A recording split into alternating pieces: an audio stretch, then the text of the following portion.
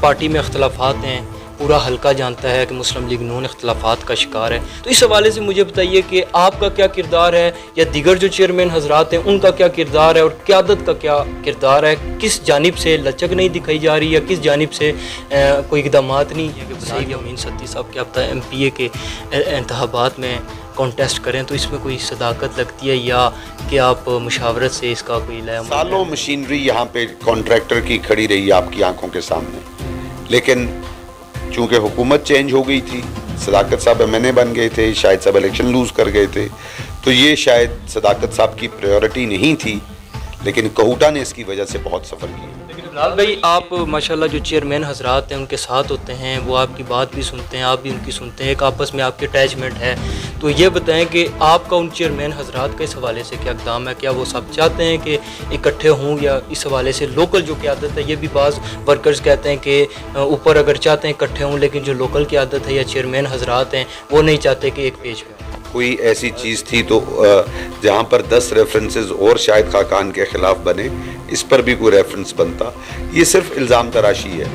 देखें, आज शाहिद खाकान अब्बासी और सदाकत साहब इलेक्शन लड़ना अगर छोड़ दें तो वो शायद कहूटा की सड़क पे सफ़र ना करें, लेकिन हम लोग अगर सियासत छोड़ दें, यानी साहब आप छोड़ दें, सहाफ़त छोड़ दें, लेकिन तब भी हमारा आना जाना इस सड़क से है। कहते हैं कि एक वज़ीर-ए-आज़म इस हल्के से रहा हो, इससे बड़ी कोई सीट नहीं होती मुयस्सर कि आप काम कर सकें। परवेज़ अशरफ साहब की मिसाल देते हैं कि वो वज़ीर-ए-आज़म रहे, सवाबदीदी फ़ंड उन्होंने यूज़ किए और इतने काम करवाएं कि दुनिया में उनकी मिसाल दी जाती है। तो एक वज़ीर-ए-आज़म के लिए ये project, state of the art hospital और दीगर जो कॉलेजेस और छोटे मोटे काम थे, क्या वो मुमकिन ना थे?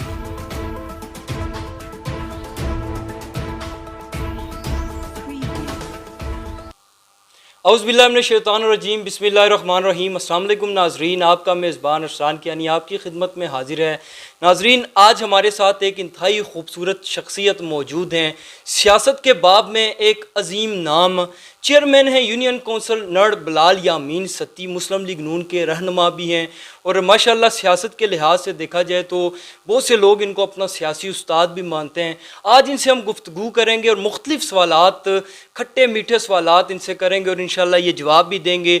मौजूदा हुक्मरान जो हैं, मौजूदा नुमाइंदगान हैं, उनकी कारकर्दगी क्या है, मुस्लिम लीग नून जो है वो इस वक्त कौन सी स्टेज में है, मुस्लिम लीग नून की कंडीशन, उसका जो पॉलिटिकल फ्यूचर है, उस हवाले से गुफ्तगू करेंगे। तो ये प्रोग्राम देखें और इसको शेयर भी करें। अभी हम चलते हैं हमारे मेहमान की जानिब, जनाब बिलाल यामीन सत्ती साहब। सर, बहुत शुक्रिया कि आपने हमें कीमती वक्त दिया। शुक्रिया अरसलान, आपका बहुत शुक्रिया कि आपने मुझे मौका दिया कि आपके ज़रिए और आपके चैनल के ज़रिए हम अपने लोगों से मुखातिब हो सकें। बिलाल यामीन सत्ती साहब, सबसे पहला तो ये मैं आपसे सवाल करना चाहूँगा कि माशाल्लाह सियासत में हमेशा आपका एक अहम रोल होता है, बिलखसूस हल्का PP7 की बात की जाए तो आप ये मुझे बताइएगा कि हमारे MPA हैं, MNA साहब हैं, अभी मुंतखब जो हैं पाकिस्तान तहरीक इंसाफ के, इनकी कारकर्दगी को किस निगाह से देखते हैं? 3.5 साल हो गए हैं, प्रोजेक्ट्स आप देखें कितने उन्होंने काम करवाए हैं, M&R के आप देखें, कोई मेगा प्रोजेक्ट्स भी नहीं दे सके, बहुत उन्होंने वादे भी किए थे, तो किस निगाह से देखते हैं उनके वादे और 1.5 साल में क्या वो उनको कंप्लीट कर सकेंगे? अरसलान, जहाँ तक मौजूदा हुक्मरान जमात और उनके नुमाइंदों का ताल्लुक़ है, बिलखसूस कौमी असम्बली के रुकन जो हैं हमारे सदाकत अब्बासी साहब, मैं समझता हूँ उनका मोटिव या उनका पॉलिटिकल एंगलिंग जो है वो डेवलपमेंट ओरिएंटेड नहीं है। उनकी सियासत जो है वो टेलीविज़न पे बैठने की, उस पर अपनी पार्टी को डिफेंड करने की, वो समझते हैं कि शायद इससे ज़्यादा बेहतर तरीके से एक उनकी पार्टी में प्रोजेक्शन रहेगी और शायद क्योंकि इस हल्के में एक वोटर्स जो हैं उनका बड़ा ताल्लुक़ उनकी सियासी जमात जो PTI है उसके साथ है। लेकिन जब वो इलेक्शन लड़ रहे थे उन्होंने मुख्तलिफ़ मकामात पर मुख्तलिफ़ वादे किए, ताहाल उन वादों में से कोई चीज़ अमली तौर पर इस हल्के में सामने उस तरह से नहीं आ सकी जो कहूटा के हवाले से जिसका फोकस हो। तो मैं ये ज़ाती तौर पे समझता हूँ, एज अ पॉलिटिकल वर्कर्स ये समझता हूँ कि सदाकत साहब का जो ये टेन्योर है वो किसी तौर भी एक डेवलपमेंट ओरिएंटेड टेन्योर नहीं है।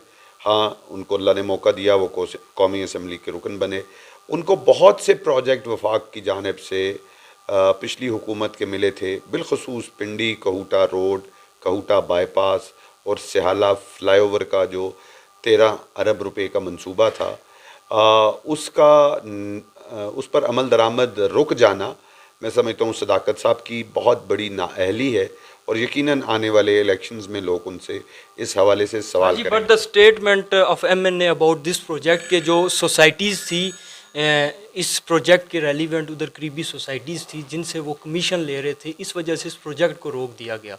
तो इस हवाले से आप क्या कहेंगे?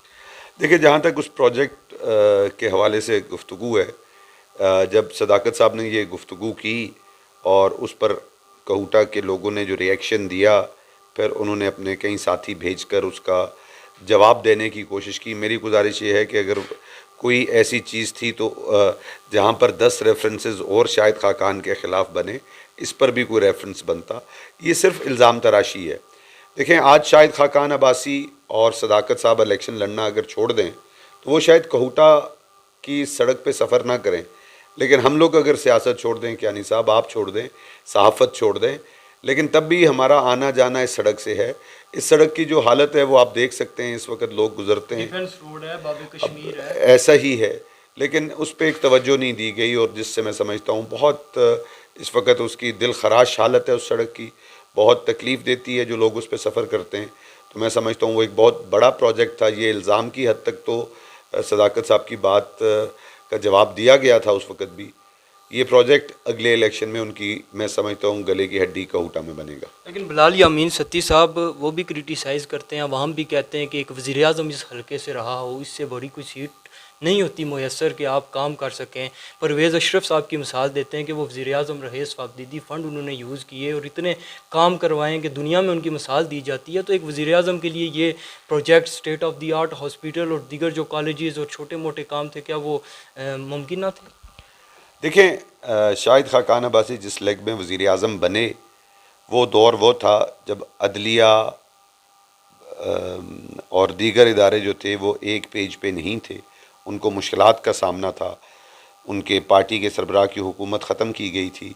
इसके बावजूद जो शाहिद खाकान अब्बासी की कारकर्दगी है, क्या ये गलत है कि कहूटा में सुई गैस 2013 में लोग छतों पे चूल्हे जला रहे थे लकड़ी के साथ, तकरीबन को 5 से 6 अरब रुपए की गैस के मंसूबे शाहिद खाकान अब्बासी साहब ने अपने पिछले दौरे हुकूमत में इस हल्के में लगाए हैं, और बिलखसूस कहूटा में उन्होंने इसको फोकस किया।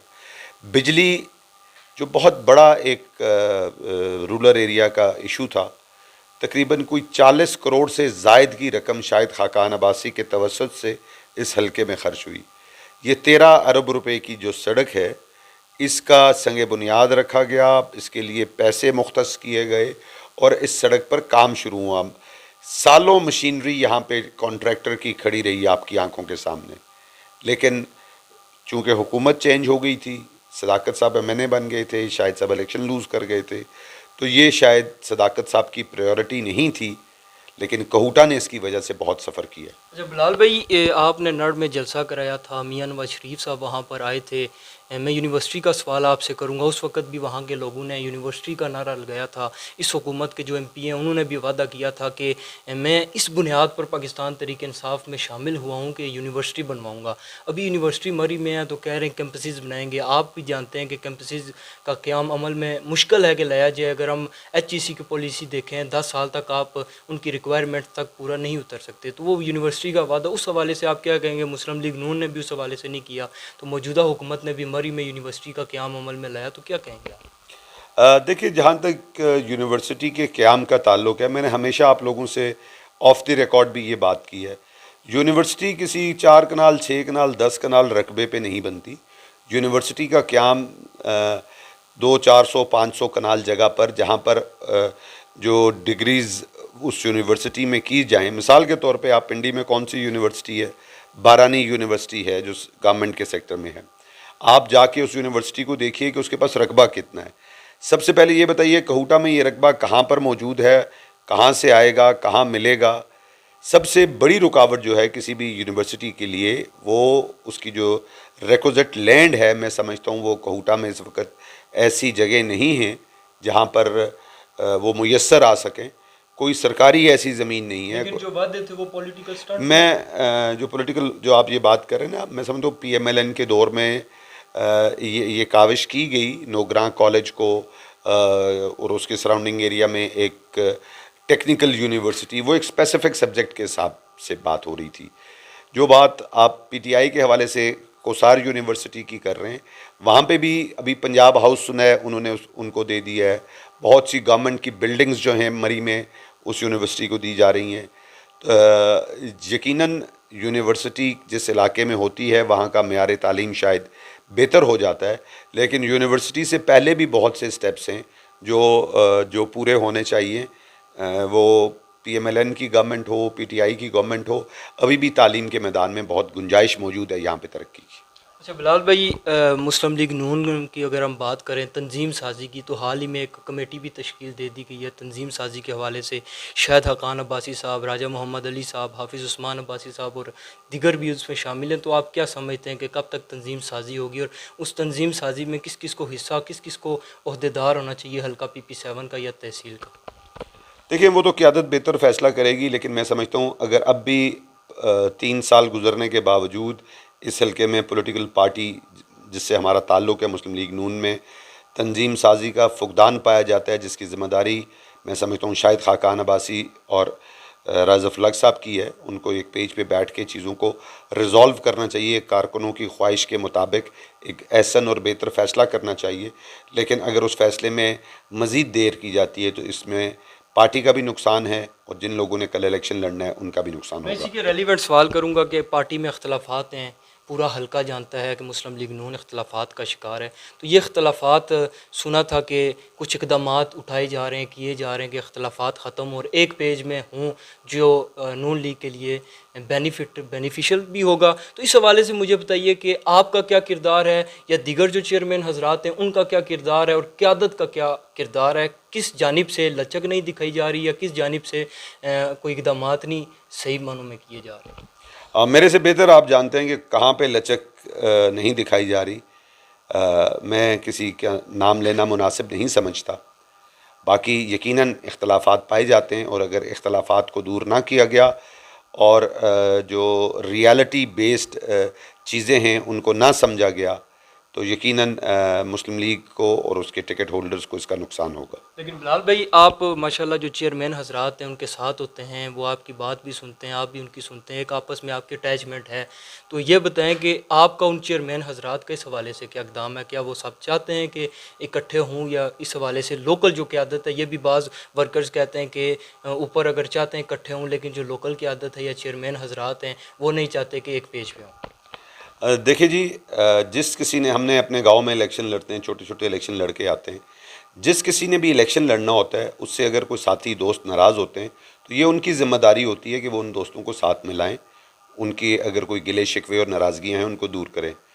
तो इससे ज़्यादा इस इशू पे बात करना मुनासिब नहीं है, क्योंकि ये इख्तलाफात सारों को पता है क्या हैं, इख्तलाफात जो हैं उनकी वजूहात क्या हैं, उनके पीछे रीज़न्स क्या हैं, वो भी जो लोग हैं वो जानते हैं। चलो मैं इस सवाल को हटा के एक सवाल आपसे करूँगा। अगर बलदियाती इंतखाबात होते हैं, सबसे पहले तो ये बताएं कि इस गवर्नमेंट आपको क्या लगता है कि बलदियाती इंतखाबात होंगे?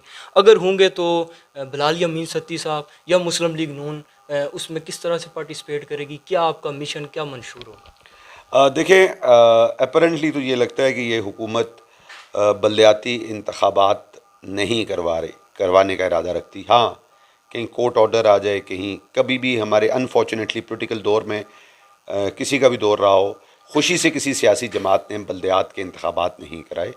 और वही चीज़ जो प्राइम मिनिस्टर का 100 डेज़ प्लान था उसमें बड़ा फोकस था उनका लोकल बॉडीज़ पे, लेकिन आज कई 100 डेज़ गुजर गए हैं। आज देख लें 3 साल से ऊपर का अरसा गुजर गया है, लेकिन बल्दियात के इंतखाबात का ना सिर्फ इनकाद नहीं करवाया गया बल्कि जो बल्दियाती इदारे मौजूद थे उनको तहलील कर दिया गया, और उनके जो फंड्स हैं वो MPA साहब, MNA साहब यूटिलाइज़ कर रहे हैं। ऑर्डर के बावजूद उनकी जी बिल्कुल यूटिलाइजेशन हो रही है।